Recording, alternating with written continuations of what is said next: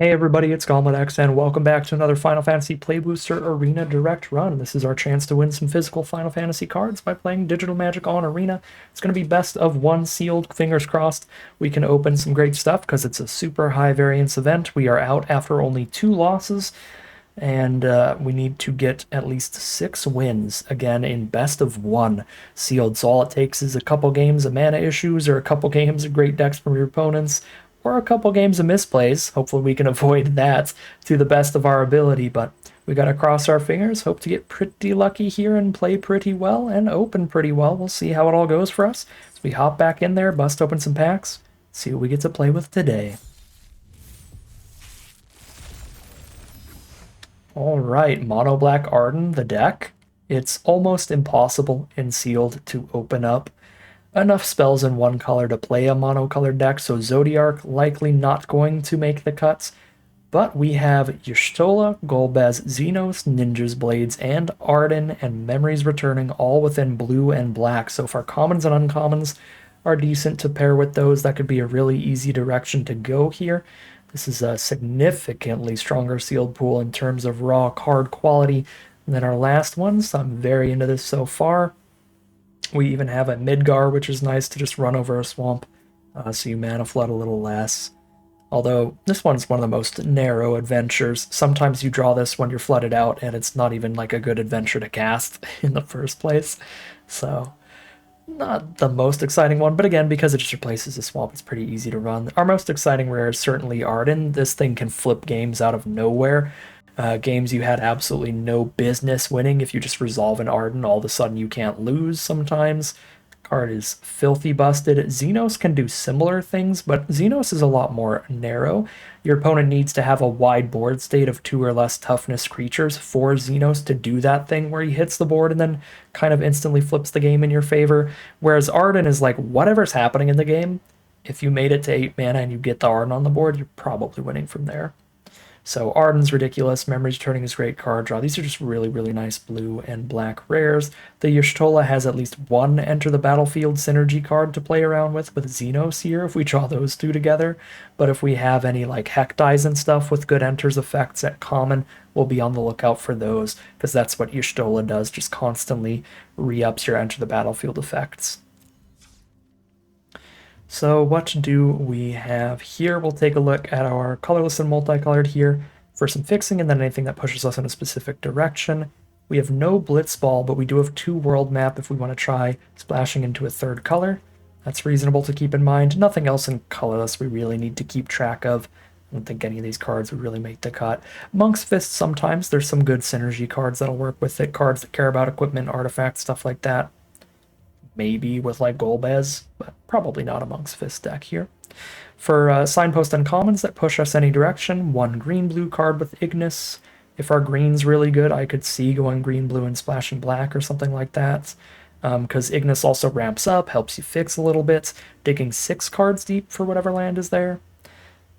So that's nice. We do have a green-black duel as well towards playing green, blue, and black, so that's a little interesting.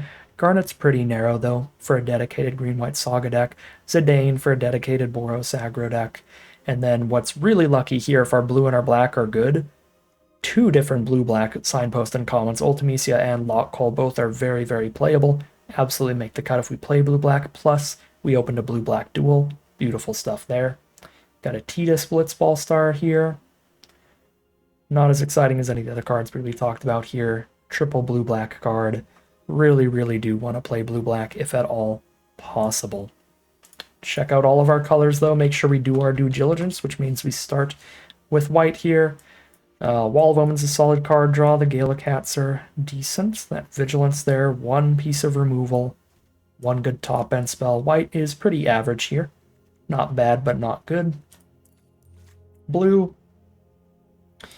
Y'shtola doesn't have anything to do with our blue cards, so we're looking for black cards with good enter effects to go with Y'shtola ideally.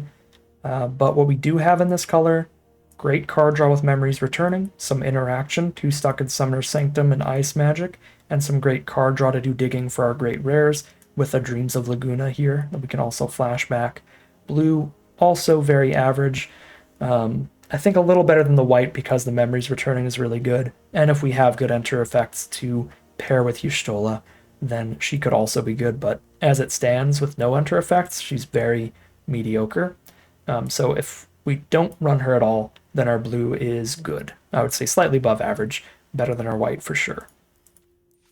Black looks like a very deep color in terms of quantity of cards here, and the quality is pretty high as well. We have 2 Vane's Treacheries for cheap removal, a Sephiroth's Intervention for removal that can kill bigger creatures, and a Hunt the Mark for removal that can kill bigger creatures.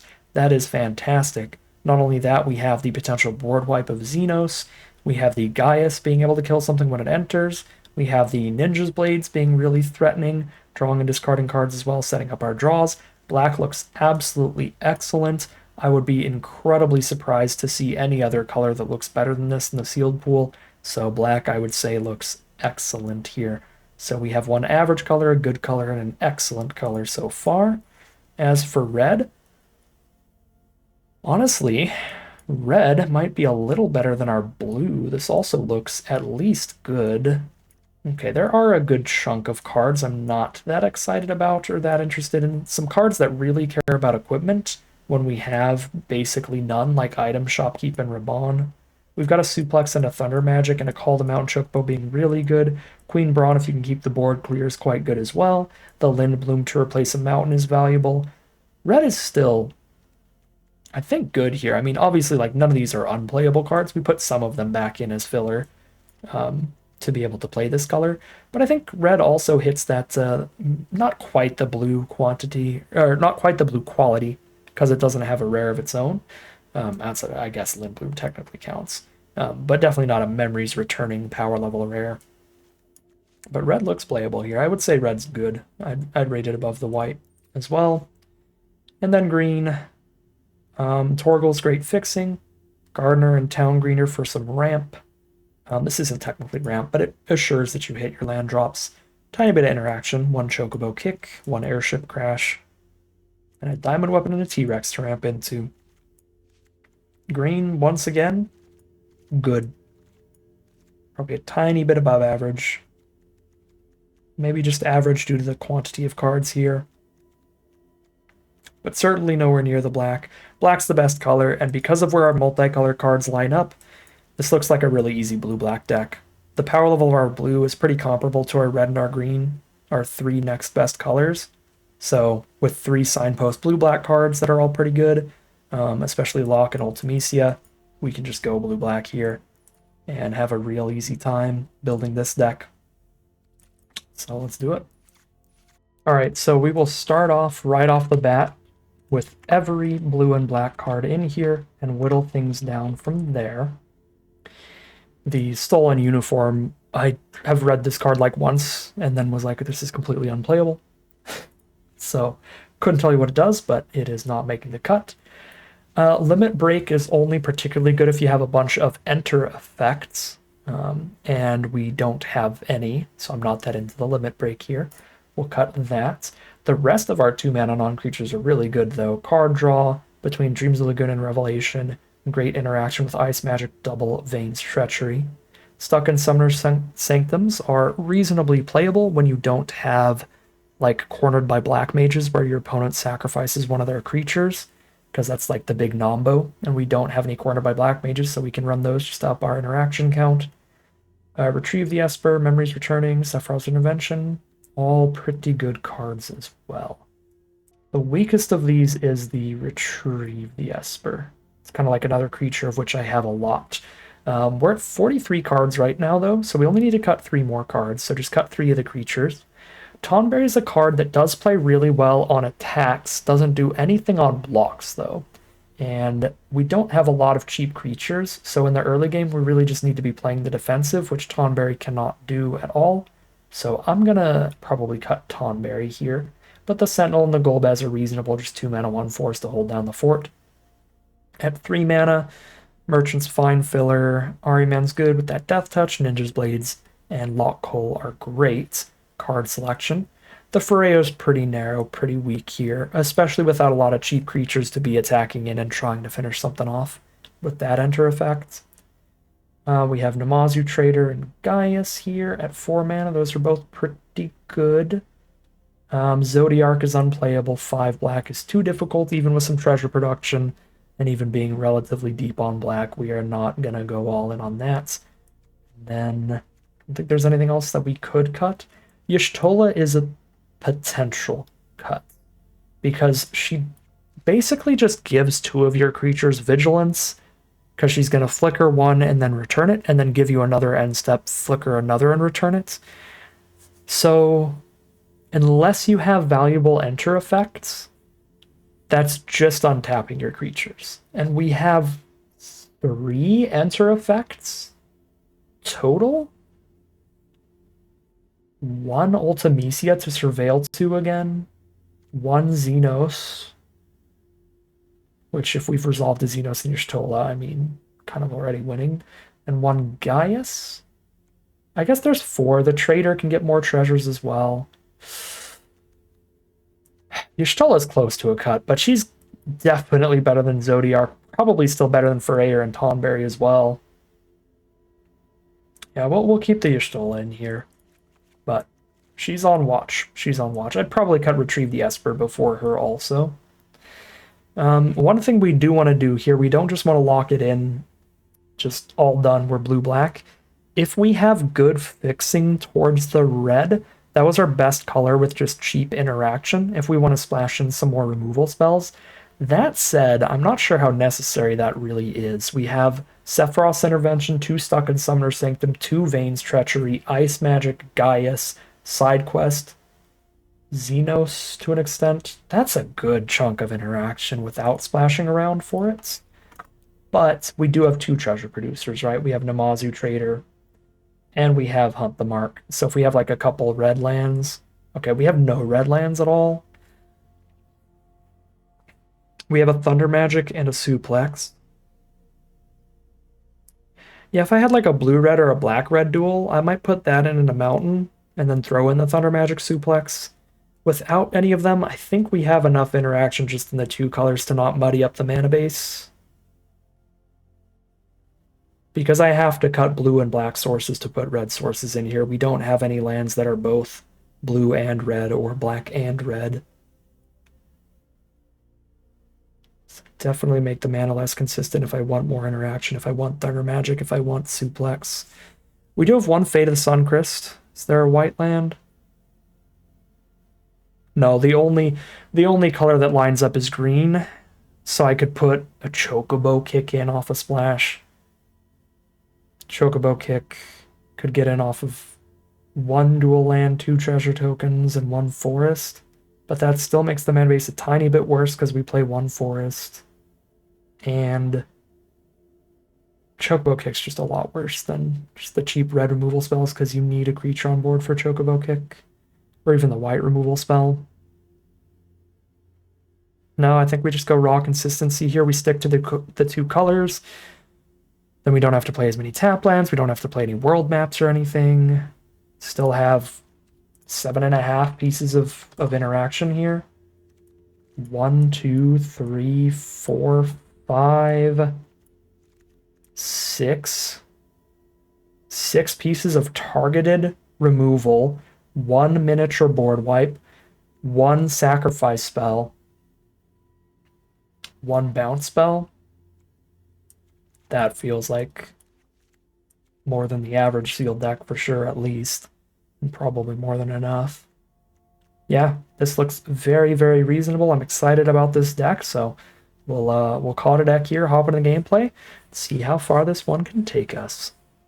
Alright, here we are on the play for game 1. Very good hand if we can survive for a long game. And we have 2 early game plays that dig for more mana to get to the 5 and then the 8-drop finisher. The 5 to keep us around with that removal, and then the 8 to take over the game. Should just play to the board early here. Make sure I've got my blockers out.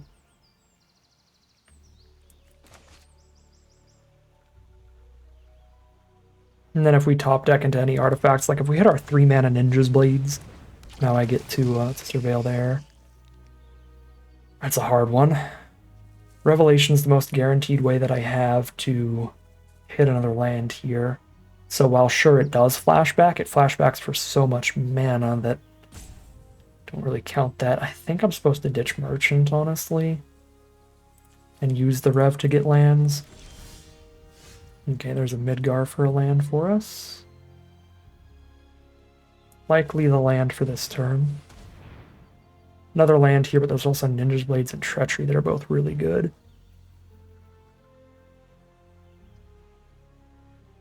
I got that Arden at 8, though.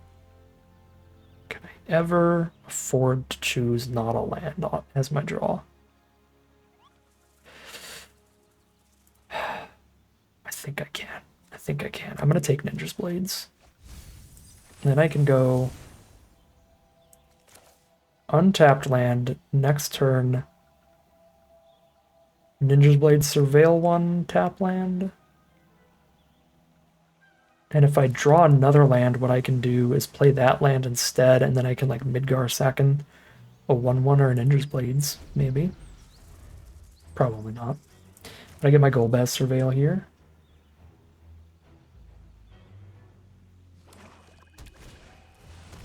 Shinra Reinforcements.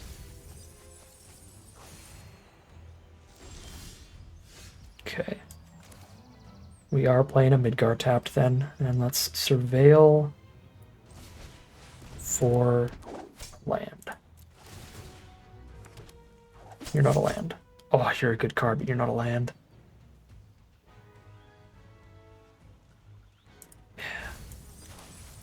Depressing mills for sure.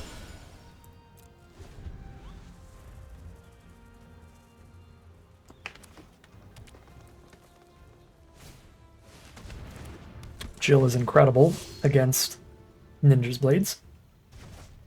Against drop select cards in general.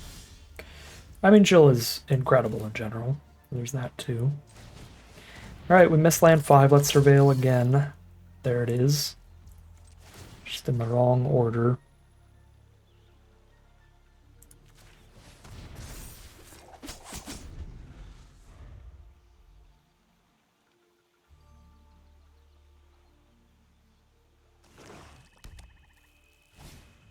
Black Mage's Rod.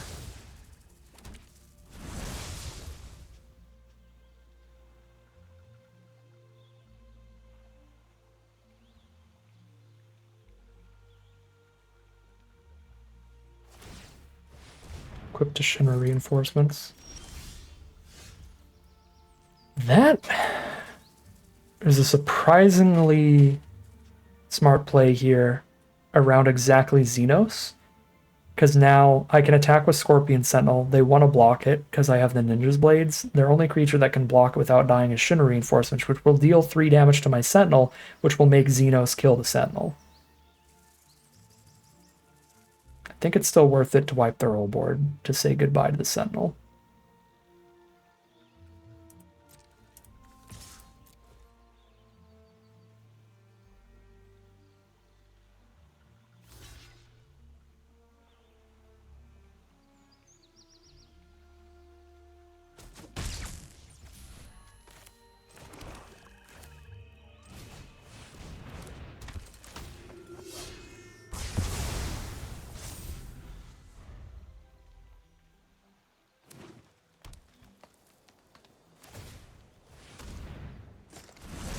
One dies, they pretty much die if they can't kill Xenos.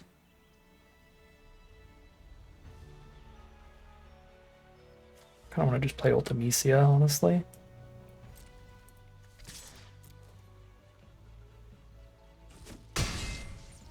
Xenos is such a gnarly card because it makes chumps so awkward for them. Because it's like if they chump, then I have an 8/8 flyer. It's kind of a guaranteed way to draw all my lands. So I hit the land here. 1, 2, 3, 4, 5, 6, 7. I need 8 for Arden, though. So I could go land, land if I dump this away. Okay, that's fine. And then if Ultimecia Surveils again... Yeah, land for turn. Oh, I just realized what I should have done there. That would have definitely been better. Just put the Memories Returning on top, because I'm not playing anything this turn. I guess I can Revelation to guarantee the land. Revelation better than Ninja's Blades here? Yeah, I think so.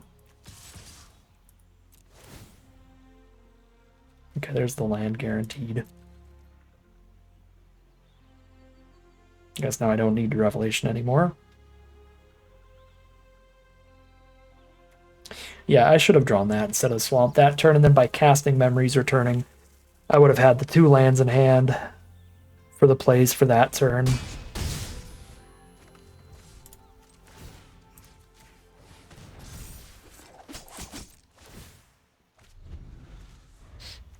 Not going to overcommit here. I already win if they don't like board wipe. Yeah. So I'll save Rev and returning for later. Okay.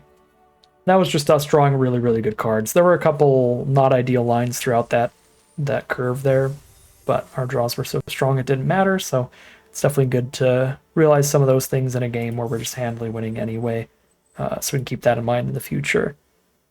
Which is really that it's like, Memories Return, if you draw a Memories Return, that's going to be 1 land minimum. More often than not, at least 2 lands off of casting that. So it's way better than top decking a land on a turn where you're not using your mana on anything else anyway. If I put Memories Returning on top of the Swamp underneath, I cast Memories Returning, I draw that Swamp and other cards, and maybe spend some mana on some other card I drew off Memories Returning as well. Sounds good if I hit a blue source and I lose if I don't. I think I have to mull. I have 9 blue sources, but Arena giveth and Arena taketh away. I'm gonna mulligan here.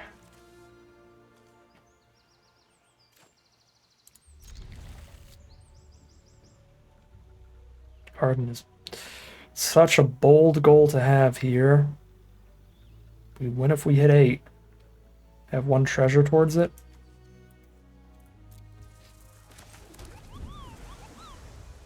Definitely safest to ditch Arden.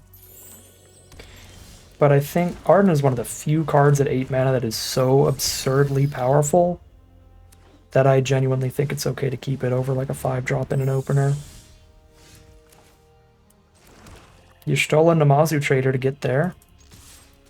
Ilmeg Pixie, one of the best 2 mana plays to start off with in blue. Surveil every turn and set up their draws now.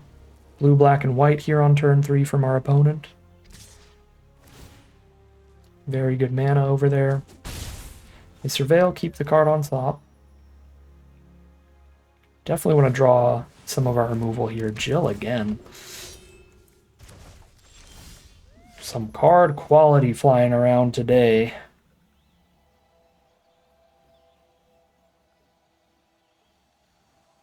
Don't need to worry about killing Jill until they have 5 mana to flip her. But I could definitely see just killing the Pixie right now. If they flip Jill when she's the only creature on board, it doesn't even matter that much. The Surveil and the Pixies are a lot more impactful currently.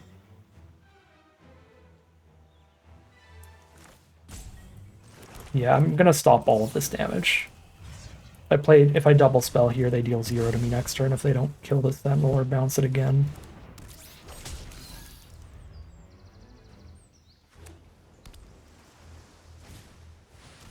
Oh my god. Jill into the Lunar Whale.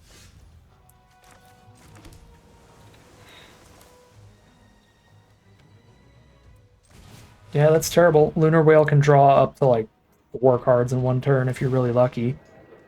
You can play a land off the top and then play any spells off the top. Card is good.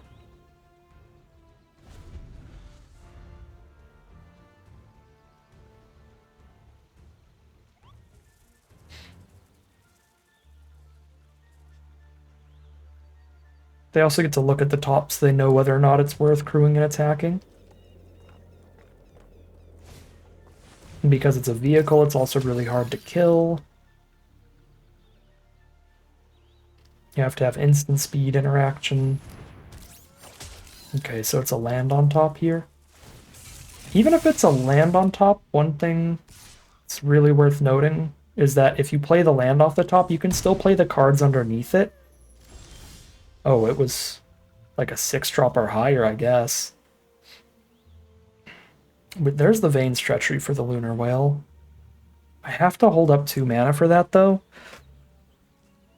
And I'd really like to play Y'shtola. I can play Y'shtola double trader. I ping myself for 2 to do that. But then I get double treasure towards Arden. Or the treachery.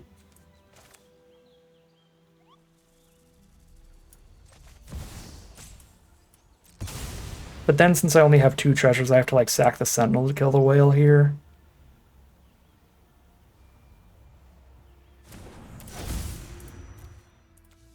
The early Arden's gotta be worth it.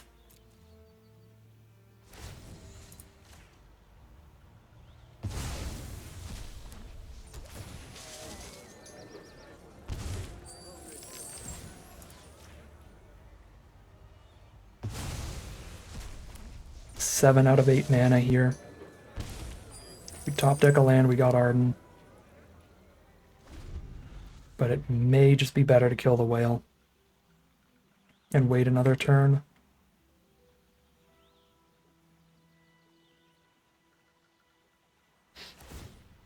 Best play is flip Jill, so they're not drawing anything off the Lunar Whale.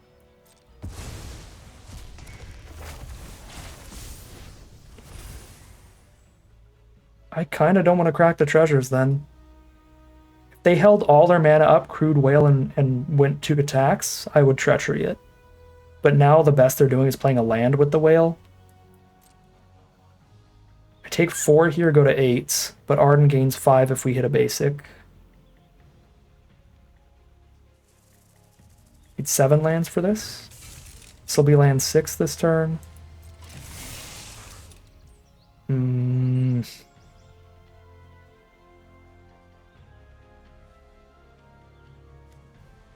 Poke me for 1, I'm at 11.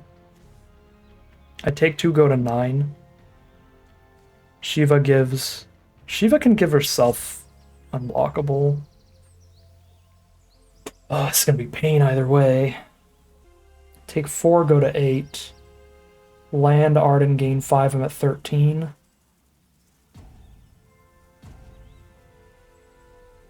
But like, if I don't hit the land here, I'm going to 8, and then I'm treacherying, and then I'm taking 2. I'm going to 6 against an active Shiva.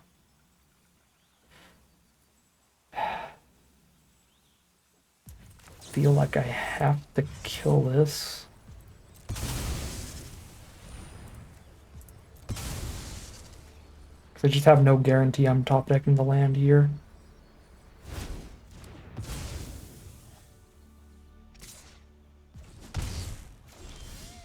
We did not top deck the land.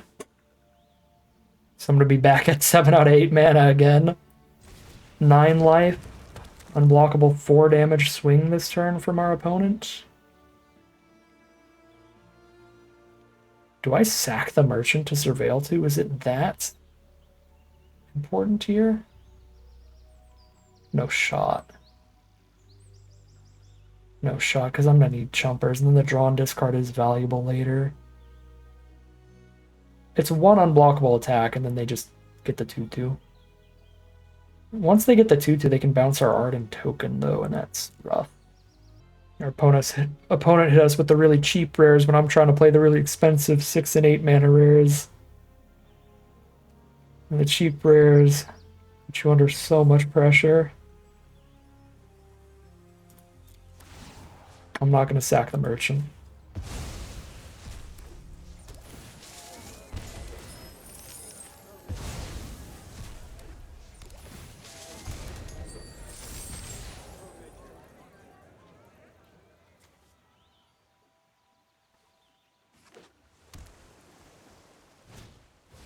Chokomog hit us for 5.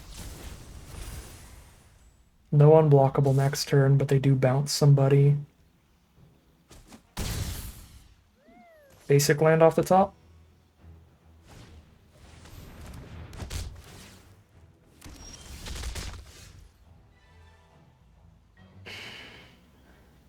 Bounce the Ninja's Blades token with Jill.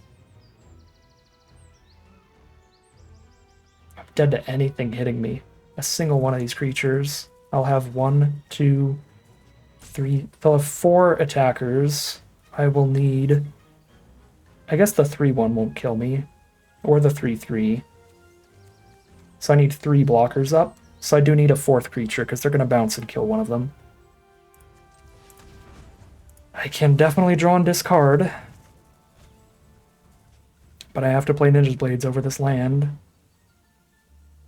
Because I need the fourth creature to force them to bounce that. Yep.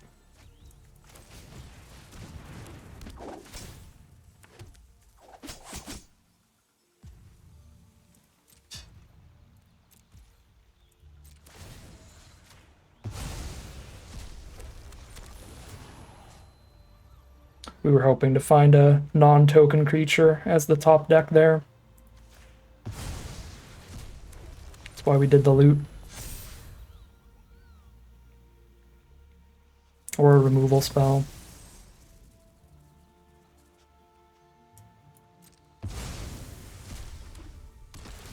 Plus Shiva taps all our lands anyway. Oh, hit Y'shtola. It's the last card in hand here. Is it also removal? Brutal. Alright, well, they had the cheap aggro rares and we had the big slow ones, so you lose those. Yeah, I don't think we could have done anything against Jill there. I could have Treachery Jill instead. I'm still taking 3 a turn. I don't have any flyers coming up till Arden. Maybe that's a Treachery Jill game. If I Treachery Jill instead, I would have taken 3 more damage earlier. And then instead of 5 from Jill plus Chocomog, I would have still taken 4 instead of 5. I would have honestly just died faster if I didn't kill Jill. I mean, I guess they wouldn't get this final bounce in the end turn, but I would have taken 3 more damage the turn that I did Treachery. And then 1 less damage the turn after. So a total of 2 more damage early this game. So instead of 4, I would have been at 6 this turn, and then they couldn't bounce something. Or sorry, no, instead of 4, I would have been at 2 this turn, but they couldn't bounce something. But it wouldn't matter, because I would have had 4 blockers up. They wouldn't have a Jill to bounce something, but they could just kill me in the sky. Plus there's the Fate to kill me with the Go Wide as well. Yeah, we couldn't have won that however we played it. Maybe if I went really aggressive with Trader, sacked the Merchant to the Surveil and hit that land, we did end up finding it below the Ninja's Blades. 2 cards below. So if I went attack with Trader, Surveil, Mill 2, and then hit the land that turn, I would have played Arden, but I would have only had 2 blockers up. I would have played the Arden, maybe. But that's such a gamble. Yeah, tough game. Tough game. Honestly, really tough game. Feels like the end of Avengers Infinity, where Doctor Strange is like looking through all the possible outcomes, and Tony's like, "How many did you see? 13 million or something crazy like that. And how many did we win? 1." I'm sure there's an exact lineup here where with the Surveils and the exact land on top, there's like one specific line that maybe could have got there, but I think 99% of players and 99% of the time, we don't win this game. It would have required some real specific lines that weren't even like massively correct, except exactly in hindsight, knowing the order we draw the cards. I don't know, maybe I missed something, but that did not feel winnable. 1-1 heading into game 3. Really disappointed in these draws, because I think this deck is very good, but even if you have a great deck, if it doesn't draw well, it can just get kicked out of the event. We've gotten much farther with worse decks. I think our very first 6-2 run was a much worse deck than this, so I would be really sad to just get hosed on mana here. I mean, our first loss also, we kind of got hosed because we had to mulligan. If we didn't have to mulligan, it'd be a much better game. Wow. Yeah, I kept this because Dreams of Laguna digs 2 cards deep per cast for more mana.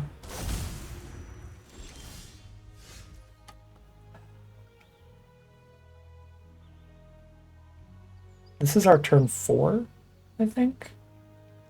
We have drawn 5 cards this game, 0 have been lands. We've looked at 5 cards at least and dug that far, because we started with 7, we're on 28 now.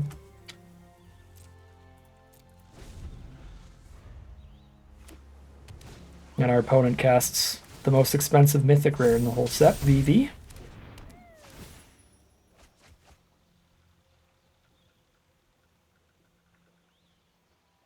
Terrorizing constructed formats, and it's about to terrorize my soul here as we go 1 and 2 with an incredible deck. As we said at the very start of this video, you gotta play well, you gotta open well, you gotta draw well. And finding a land as the 6th draw of the game, I think, is gonna be too late, but we'll see. At least I can finally play one more spell here. But VV is just running away right now with the game, giving them extra mana.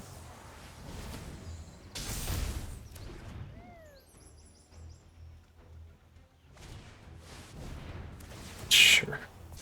Triple Triad's usually pretty bad, but when you can cast it basically for free off of a VV, seems good. Finally kill VV at least, but still need mana badly.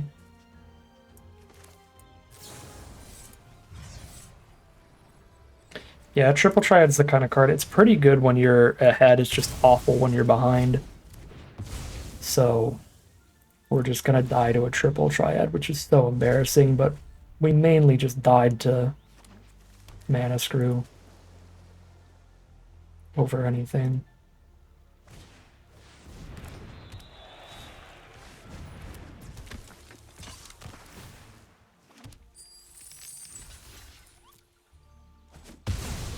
Land. Oh.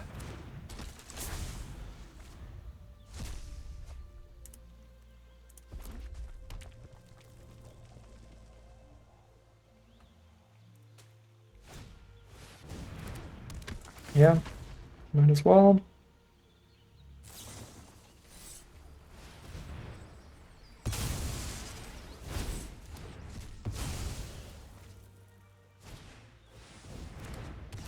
It's a really good hand from our opponent. The massive early VV ramp. And our draws were... Not only were they not lands, we drew like 2 5s and an 8. Like, just horrendous draws. That's all it takes. That's best of 1 for you.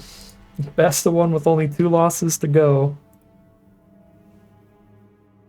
That's frustrating. Yeah, this deck was much, much better than our 6-win deck. We didn't really have any opportunities to change things by playing well. I could have, I guess, mulliganed in that last game. Or in the first loss, I could have mulliganed, gotten rid of Arden, and had an Ultimisia in the hand, but Ultimisia doesn't even help too much in that first game against all the flying and unblockable pressure that they had. The Jill popping off. Yeah, the only decisions that mattered at all today were mulligan decisions, and the mulligan decisions we were put in were brutal. We would have had to, at best, start both of those games off with a 6-card hand and be down a card to start things off. Right, like if I mulliganed to 6 in that final game and had a better 6-card hand, I would still have a lot of issues with our opponent. Just speed ramping a VV into Triple Triad because of how busted VV is. Alright, didn't draw well today, and that's all it takes to kick you out. That's 1 and 2 for this run, but that is going to end today's video. As always, I'd like to thank my patrons and YouTube members for their support, as well as you for watching the video. If you enjoyed it and you're interested in seeing some more, you can always like, comment, and subscribe to tell the YouTube algorithm to send you some more on a recommended feed. If you'd like to catch me live, you can check out the Twitch channel in the link in the description below, and if you'd like to support the channel directly, you can check out the Patreon link in the description below. But other than that, as always, thank you very much for watching, and I'll see you again soon for some more Magic Arena.